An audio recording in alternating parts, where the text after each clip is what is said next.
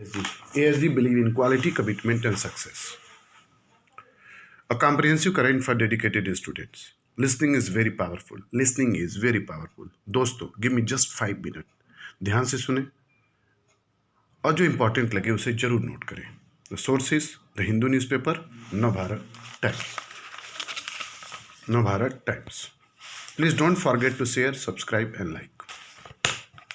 The most important news of today's are: Pakistan को $60 billion का कर्ज देने से चीन भी पीछे हटा.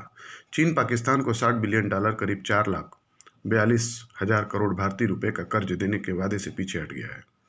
यह कर्ज बेल्ट एंड रोड इनिशिएटिव के लिए दिया जाना था. चीन ने यह निर्णय किया कि पाकिस्तान की जर्जर होती आर्थिक स्थिति और बढ़ते कर्ज के बोझ के कारण लिया है. ताज़ा हालात को देखते हुए चीन की महत्वाकांक्षी आर्थिक गलियारों की योजना पर भी फिलहाल बादल घिर गए हैं. पाकिस्तान की मौजूदा नीतियों के कारण उसकी आर्थिक स्थितियां बुरी तरह चरमरा गई हैं. उस पर कर्ज का बोझ तेजी से बढ़ रहा है. हालात ऐसे हैं कि पाकिस्तान का सकल घरेलू उत्पाद 110.7% के उच्च स्तर पर है.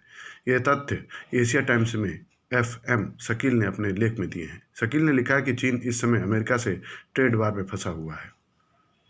चीन पाकिस्तान आर्थिक गलियारा में चीनी कंपनियों के भ्रष्टाचार के कारण फंड की कमी पड़ गई है. यही कारण है कि पाकिस्तान में चीन की ही शुरू हुई तमाम योजनाएं अब लटक रही हैं.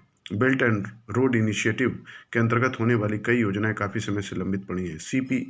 CPEC में 122 योजनाओं की घोषणा की गई थी, जिनमें 32 योजनाएं इस वित्तीय वर्ष में पूरी हो सकती हैं.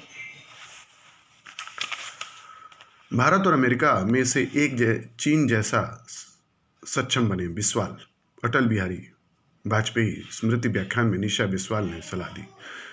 अमेरिकी और भारतीय कारोबारी जगत के प्रतिनिधियों का संगठन अमेरिका भारत बिजनेस काउंसिल के अध्यक्ष और ओबामा प्रशासन में मंत्री रह चुकी निशा बिस्वाल का कहना है कि दोनों देशों को अपनी करीबी नीतियों में बेहतर सामंजस्य बिठाने को सबसे ज़्यादा प्राथमिकता देनी चाहिए, ताकि एक दूसरे की अर्थव्यवस्था को मजबूती दी जा सके. यहाँ भारतीय विदेश मंत्रालय की तरफ से आयोजित पहले अटल बिहारी वाजपेयी स्मृति व्याख्यान में भाषण देते हुए बिस्वाल ने दोनों देशों को चीन की आर्थिक चुनौतियों के प्रति आगाह किया. उन्होंने कहा कि आज की वैश्विक आर्थिक व्यवस्था की सच्चाई यह है कि भारत व अमेरिका में से किसी एक को चीन की तरह उत्पादन क्षमता व कुशलता में प्रतिस्पर्धी बनना होगा और सफल होना होगा. इस उद्देश्य के लिए दोनों देशों को मिलकर काम करना होगा. बिस्वाल ने दोनों देशों के बीच अभी तक कोई कारोबारी समझौता नहीं किए जाने की तरफ से भी संकेत किया. उन्होंने कहा कि दोनों देशों के बीच छोटा सा भी कोई समझौता होने के बावजूद द्विपक्षीय कारोबार व निवेश के क्षेत्र में रिश्ते लगातार मजबूत हो रहे हैं. भारत और अमेरिका का द्विपक्षीय कारोबार $146 अरब का हो चुका है. $146 अरब का हो चुका है. नए कानून से बहुरेंगे किसानों के दिन. न तो मैं अर्थशास्त्री हूँ. इस लेख को रघुवर दास ने दैनिक जागरण में लिखा है. न तो मैं अर्थशास्त्री हूँ, न ही विज्ञानी. मैं कृषक और शिक्षक भी नहीं हूँ. मैं हूँ एक मजदूर. लेकिन पिछले 40 वर्षों से भाजपा कार्यकर्ता के रूप में काम करते हुए मैंने देखा और समझा कि भारत को परम वैभवशाली राष्ट्र बनाने के लिए गाँव, गरीब किसान की जिंदगी में खुशहाल तथा विकास की नई सुबह का प्रस्फुटन आवश्यक है.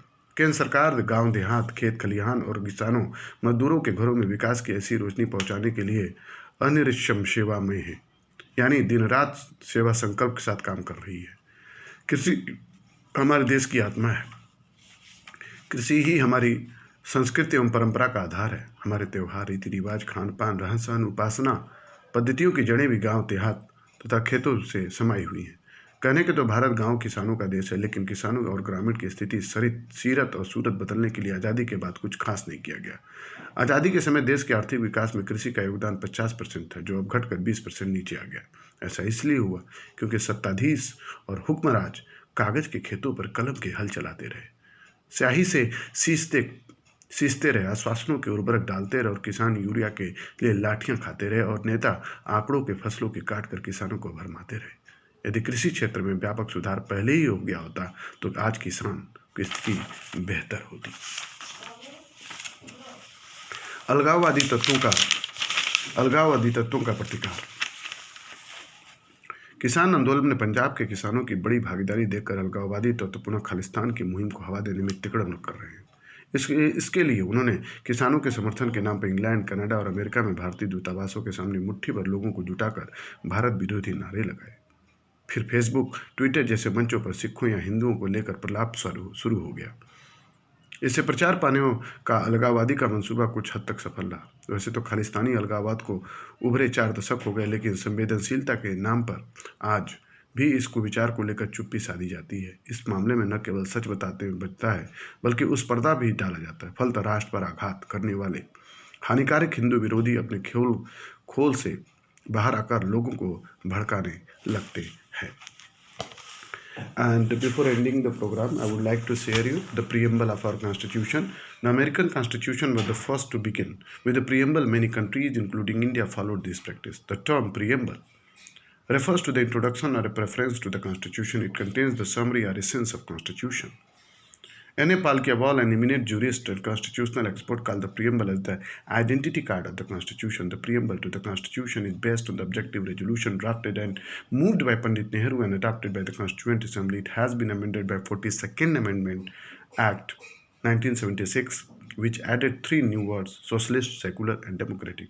Here the preamble is: we, the people of India, having solemnly resolved to constitute India into a socialist, secular, democratic republic, and to secure to all its citizens justice, social, economic, and political liberty of thought, expression, belief, faith, and worship, equality of status and of opportunity, and to promote among them all fraternity, assuring the dignity of individual and the unity and integrity of the nation. In our Constituent Assembly, this 26th day of November 1949, do hereby adopt, enact, and give to ourselves this Constitution.